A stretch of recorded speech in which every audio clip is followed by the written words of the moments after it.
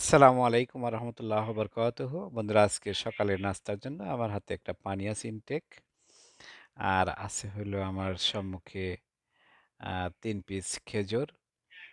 এটা আসলে ৩ পিস রাখা একটাই উদ্দেশ্য, সেটা হলো সুন্নত মোতাবেক ৩ পিস খাওয়া ভালো। আর সাথে আছিল দুধ, চা, আর সাথে আছিল ২টা ডিম, একটা বিস্কিট। এই ছিল আজকে আমাদের মেনু, সকালবেলা নাস্তা।